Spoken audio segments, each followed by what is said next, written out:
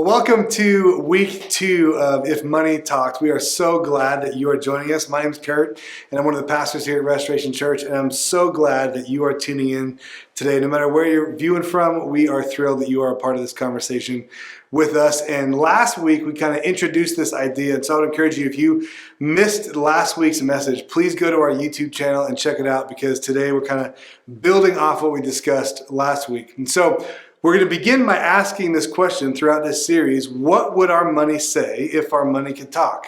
If your money could talk, what would it actually tell you? And we discovered that what money would say actually matches pretty closely to what Jesus did say when he talked about money when he was on the planet a couple thousand years ago. And if you remember from last week, or if you haven't yet, again, check out that message. We discussed this idea, and I kind of try to prove to you that you actually have spare money, that you actually have extra. I know you might not feel like it. I don't feel like it all the time. But if you actually had spare money, which you do, what would you do with it? And the reason we all feel like we don't have spare money is because we all have all of our money well accounted for, right? Like if we spent it, we know where it went. If we paid something off, we know exactly what it was for. If we went on vacation, we knew exactly how much money we spent on that vacation because we saved for it in advance, right? No? Yeah, me neither, right? And sometimes we can all fall into this trap, right? That our money actually, it goes places that we don't even mean to send it, and sometimes that we don't even know that we send it. It means that we've spent money now that we should have saved for later so that we could spend it later, but we wanted it now. And so many of us have gotten into this trap that we don't actually know where our money's going. So then this week, we're actually going to discuss a second thing that our money might tell us if our money could actually talk. And so if your money could talk, it would actually tell us this, right? Money would say that when our stuff that we owns us, we actually offer up the freedom that God offers us.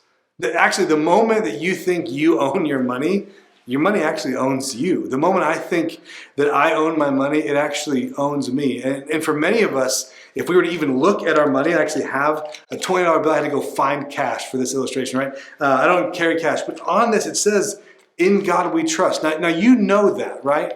You know that that's printed on our money here in America.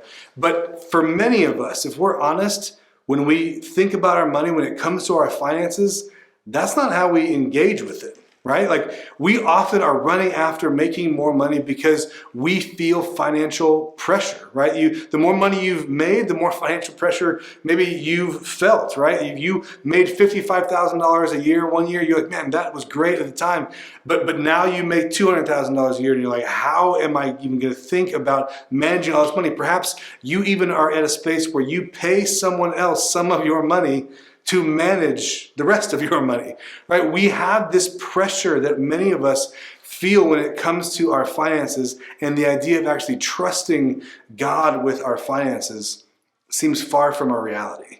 That we really feel like because we own it, that it actually begins to own us, our anxiety, our stress, the things that we constantly think about, the ways we feel trapped in our career or a job that we don't love, or we feel bogged down by being so responsible for the things in our house that we actually feel like we are slaves to our money, that we actually don't have just money problems, but we have all kinds of other problems because of our money. We have relationship problems, we have health problems, we have career problems because of the financial pressure that we might all be feeling or might all be under. Right? See, if you've lived your life the way most Americans have, right, you actually become a slave to your finances.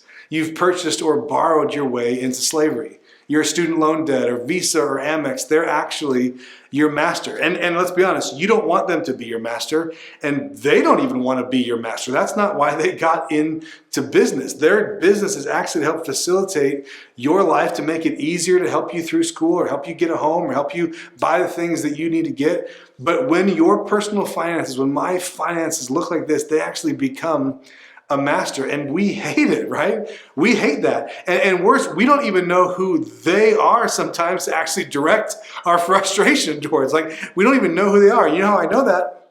You call your credit card company, they don't ask for your name, they ask for your account number. This is not the freedom of financial life that we all crave. None of us got into our current financial situation because we wanted to be in debt or we wanted to feel this pressure. right? People that you don't even know, companies that you don't even work for, mortgage company, credit unions, they all have so much to say about our life because we don't actually know where our money has gone.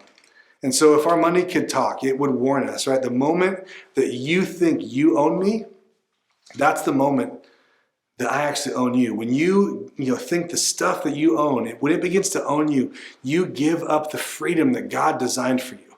So luckily, Jesus actually addressed this, and he kind of, spoiler alert, speaks very intensely about this idea. All right, and so as we come to this concept and this conversation we're having today, and specifically the passage that we're going to talk about in just a moment, where Jesus tells this story, it might press on us a little bit. So just let's prepare our hearts for that, right? Because Jesus actually paints this picture that is a little bit offensive. And what he says is that you don't actually own your money. Think about that. You're not an owner. I'm not an owner. And you're like, wait, I worked hard for this. I sweated for this. I stayed up late getting that presentation done to keep my job. This is mine. And we've all felt that at some point. And if we think about our whole life, if we look at our story, our moments that we're in the context of eternity from God's perspective, we don't actually own it. And we know that because we don't take it with us. We talked about that last week, that Paul says we arrived on the planet penniless and we're going to leave it penniless. And so if we're not owners, what are we? If you're not an owner of your actual finances, what are you? And Jesus actually tells this parable that maybe you've heard before, that he gives us this idea. He tells us what you actually are to your money. It's not an owner. It's actually a manager. And so in Matthew 25, he tells a story of a rich man who actually goes on a long trip. And it says that he entrusted his wealth to them. So if you want to open up another tab or grab a Bible and go to Matthew 25 and follow along in this passage, I think there's something that God wants to speak to us when it comes to our own personal finances through this story. It'll also be up on the screen. So Jesus is telling this story to his followers, and again, he's trying to paint a picture of what it's like when it comes to life with God and how God views your life and mine, and specifically our finances. All right, and so Jesus tells the story, and he says, again, it was like a rich man who went on a trip and entrusted his wealth to some of his servants, right? So if you read this context, like I said, in every story there's a God figure. And so in this story, the wealthy man is like God, right? And the servants, people he entrusted his wealth to when he went on his trip, represents us. And you and I, we actually get to decide which of these servants that we're going to read about represents us by how we live our life. And so there's, again, it will be like a man who goes on a long journey and calls his servants to him and entrusts his wealth to them. Now notice, he doesn't give them his wealth, right? This wasn't a gift and it wasn't a loan. He entrusts it to them. This was him letting them manage his money for a little while he was gone. And what percentage of the money that they were entrusted with did these servants own? Well, 0%, right? What percentage did the master own? All of it. It was his, and that's important, right? That's actually the point of this parable that Jesus is telling. He continued, he says, to one he gave 5 bags of gold. To the other he gave 2 bags of gold. And to another he gave 1 bag, each according to his ability. And then he, the master, left to go on his long journey. Now, essentially, the master gets these guys together, and he's obviously worked with them for a while, and he hands each of them a portion of his wealth. And he says, while I'm gone, I expect you to do with my money what I would do with my money if I were still here. I want you to manage it the way you think I would manage it. And when I return, you'll give an account. Now, you'll have an opportunity to report on how you did. And this is great leadership development. This shows great trust between the master and his servants. And this shows actually how you and I engage with our finances when it comes to our life with God. Now, if you know the parable, you know what happens next. He goes, and when he comes back a long time later, it says, he discovers that they all didn't quite manage his money the same way that he would have, right? 2 of these servants, right? 2 of the 3 guys, they did really well. They doubled their master's money. One of them doesn't do quite so well, actually. He buries it. And Jesus continues, after a long time, the master of those servants returned and settled accounts with them. So this is where the point of this parable becomes clear. The servants didn't actually get to keep the money that they were managing. They didn't even get to keep the extra money that they made with the master's money. But the ones that managed it well, the ones that did what the master would have done, they were invited in to enjoy everything that the master had. And the one servant that managed it poorly, that buried it, that didn't want to participate, didn't want to do with the master's money what the master would have done with his own money, he got none of it. He missed out on what the master had planned for him because he was afraid, or because he didn't feel like he could, or because he wanted to hold on to it to himself and not lose any of it. And as we hear this parable, maybe you've read this story before or heard it taught before, there's a tendency for all of us to get caught up in the unfairness that we see in the story. I mean, why did one guy get 5 and another guy only get 2 and the third guy only get 1? And in fact, maybe some of you are stuck right there right now, not even just in the story, but as you look around the world, or around just our community or your friends, or even your own financial reality, you just think it's not fair. I work just as hard as he does, or I work twice as hard as she does. And why can't I get ahead? Or why, if I just had more, then I could do these things. Then I could live the life I want. Then I could be generous. And Jesus would say, that's actually not the point. The point of this parable is simply this. It doesn't matter the amount of money that each of these servants were asked to manage. That was outside of their control. The issue wasn't how much they managed. The issue was how well they managed what they had. So think about this. If you were to sit down with your financial planner, or if you were to have a financial planner, and you asked to see where your financial planner had invested your money, and he or she was like, well, I mean, I kind of didn't really keep track of it. I just did what felt right, but it's okay. Don't worry about it. You would be sitting across their desk and you'd be like, this is not okay. Right? Because you have entrusted them to manage your money. And you would be very frustrated if they were not able to tell you where they had put your money, where they had sent it, what they were doing with it. See, it's important that your financial planner is responsible and accountable. And if you were on that side of the desk, you would want an answer. But what if we're on the other side of the desk? What if we are the ones that have been entrusted to manage God's wealth? Whatever amount of God's wealth he's entrusted to you, do you want to be held as accountable and responsible for that? I mean, when the master comes back and looks at these different servants and how they manage the money, we all want to be in the posture of the first two. They're invited into the master's happiness, to say, this is a great job, well done.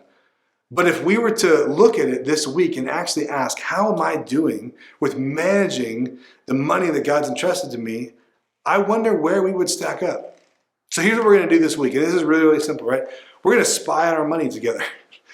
Don't worry, it's not illegal. You can actually spy on your own money all the time. We're not even going to create a budget. We're simply going to keep track of where our money goes this week.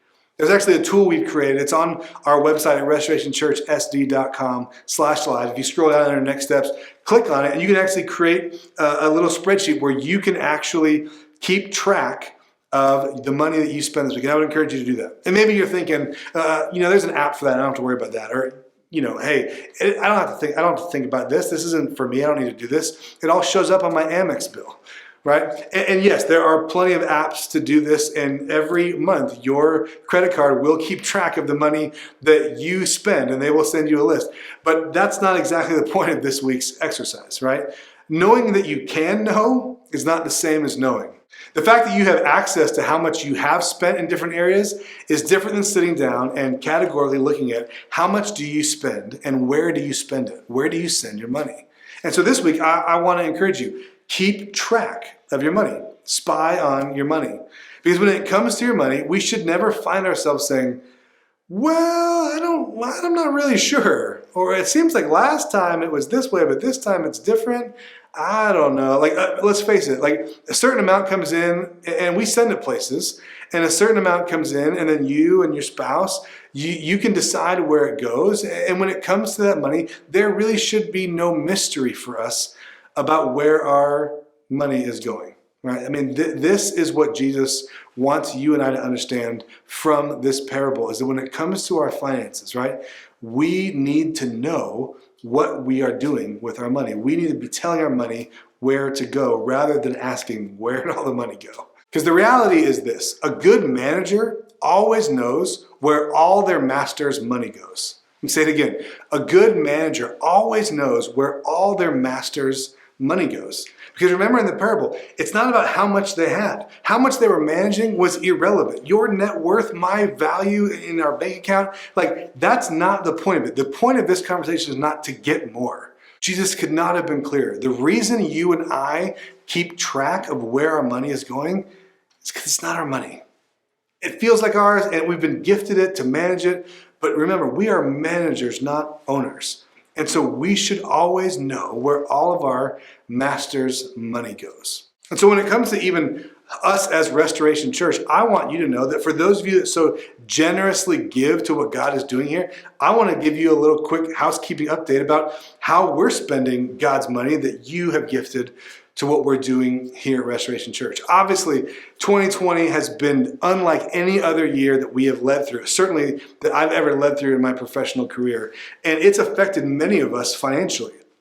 You may be watching this and you've suffered a job loss this year, or you've gone through some financial downsizing in your life. Maybe for some of you, 2020 and even the beginning of 2021 has been some of the best financial realities that you've experienced in recent history. It might even be confusing as to how well you feel you're doing. And many of us have wondered, what does this mean for us collectively?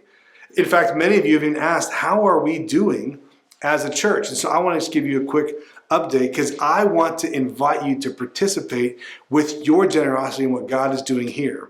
And as a manager, not just of your generosity, but accountable to God, I think it's so important that you see us as a church model this for you. Right? If we're going to ask you to kind of take a step and live this way that Jesus invites us to live, I want you to know what that looks like for us. We made some big adjustments coming into 2020 before we even knew about COVID to make sure that our budget was as lean as possible. And so for the year of 2020, and that's continued for 2021, our monthly budget of what we need to kind of make sure Restoration Church runs really effectively is about $41,000, right? $41,000. About 10% of that is given immediately off the top outside of our organization. We send it out to our local and global partners. Just under half of that, about 46%, is spent on our operational costs, specifically rent of this facility, as well as other aspects of that. And I want you to know that general breakdown because that's really, really important. Because the thing that costs the most money for our church right now is the thing that we can't use. And that has been so challenging this past year. And the reality is where we are right now, like this last kind of 3-month run and the trends that we see, is that your generosity, while incredible, is not meeting our current budget, right? I said our current budget monthly is about $41,000, and our current giving is about $28,000, a little over $28,000 each month. And so you're probably good enough at math to know there's about a $13,000 gap that we have on a monthly basis. Now, here's what I don't want you to hear with that. I don't want you to panic. We have some reserves, and obviously there's some government stuff that's happened for many businesses, small businesses, which our church is from their perspective, right, that they've helped us out. So we're doing okay.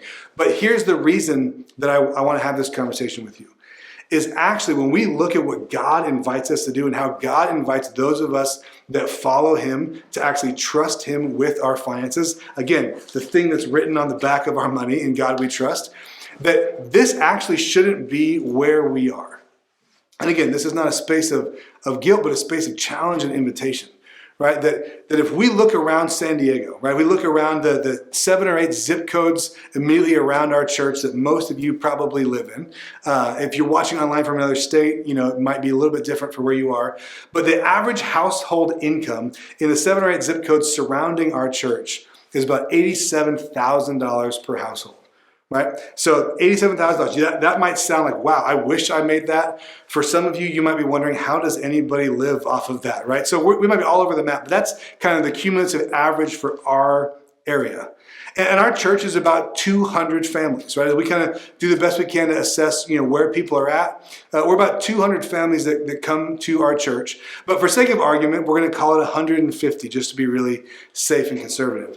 So if 150 family units that make $87,000 on average listened to God and were generous and were a part of what God was doing and gave a tithe, which is to bring 10% of our income back into His ministry, we would have a $1.25 million annual giving. $1.25 million annual giving budget.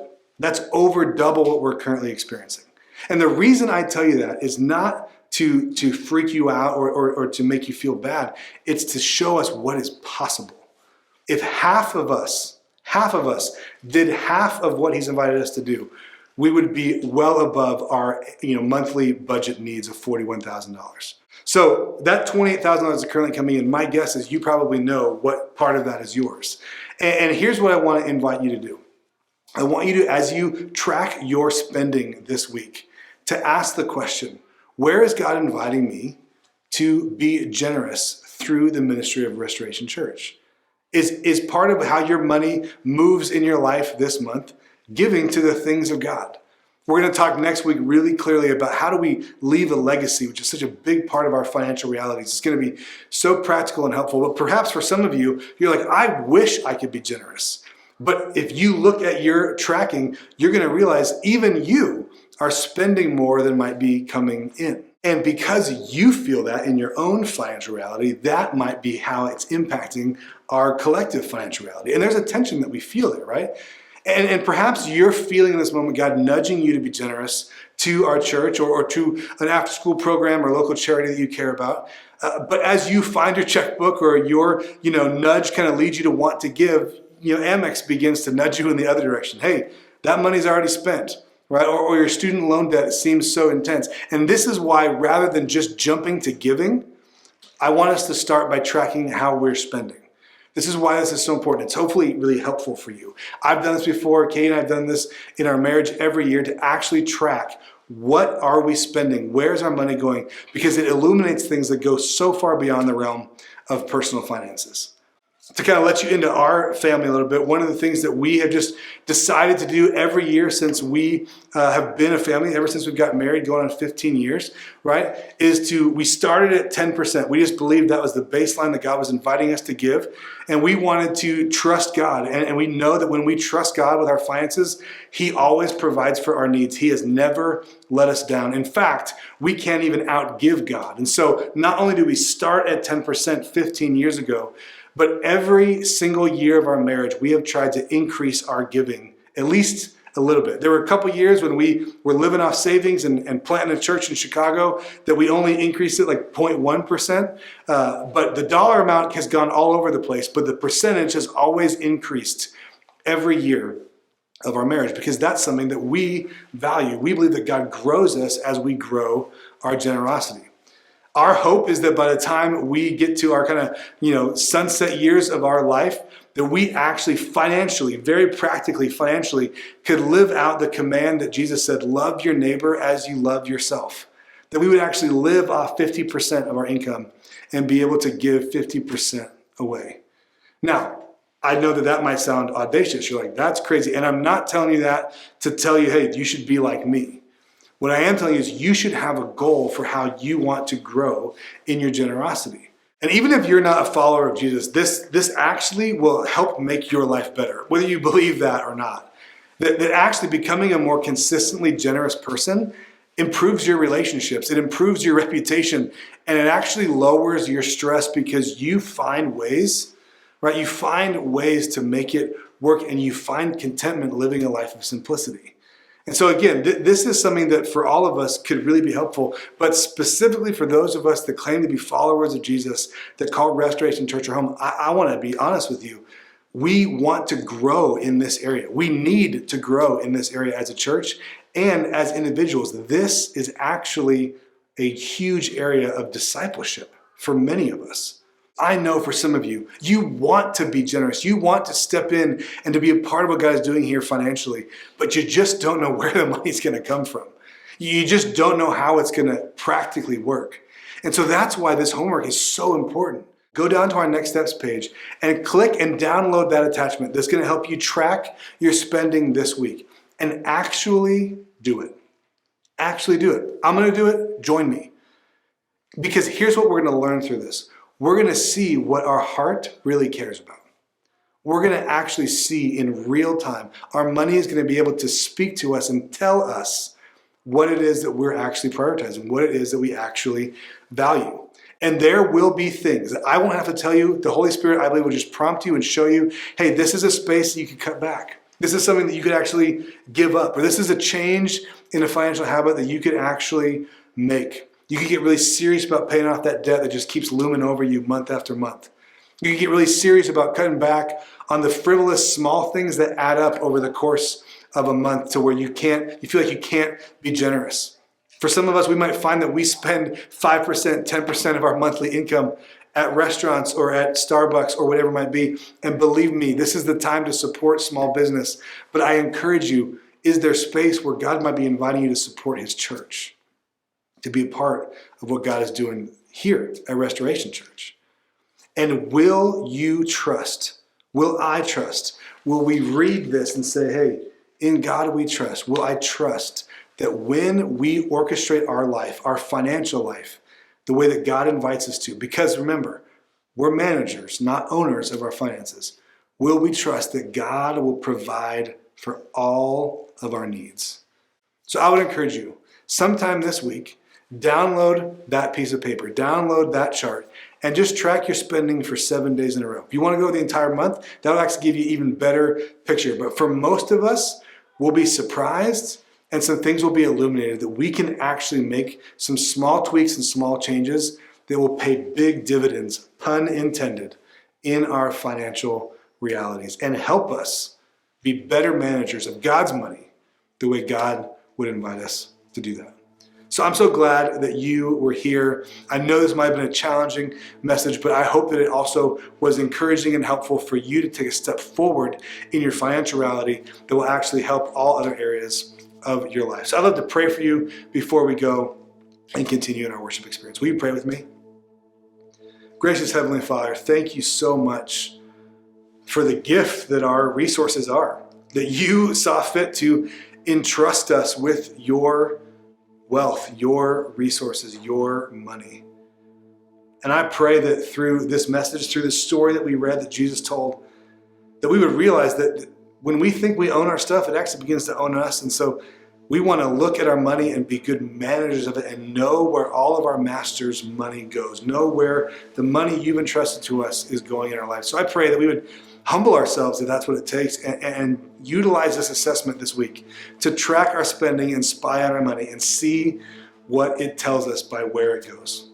I pray that if anyone is feeling this sense of challenge, that they would lean into that by the power of your Holy Spirit, that they would step into the growth and the discipleship that you have for them in the area of their finances, that they would not feel guilt, but they would sense your invitation to become a more generous person, to step into this and be a better manager of what you've entrusted to each and every one of us. It's in your name we pray. Amen. Well, thanks for joining us again today at Restoration Church Online. We're so grateful for you, and we do want to give you an opportunity to actually take a step to invest in what God is doing here at Restoration Church, to take some of your money that you're managing and give it back to the God that actually has entrusted you with it in the first place through the ministry of Restoration Church. We're so grateful for those of you who give and for those of you that invest in what God is doing here. This is why we can even do what we do. So we just want to say thank you. There's 3 ways you can do that. You can go to restorationchurchsd.com/give. You can set up one-time or reoccurring online giving. That's the very best and safest way for you to give. And I would encourage you, if you call Restoration Church home, go there right now and set up reoccurring giving so that every month you can consistently be a part of what God is doing here and move our mission of empowering all people to love and follow Jesus forward with your generosity. If you have your cell phone, you can grab that and text any amount to 84321. You'll get a text response back. Just click on that and select Restoration Church as your giving destination. Or you can mail a check here to our building in San Diego. But however it is that you give, again, please hear me.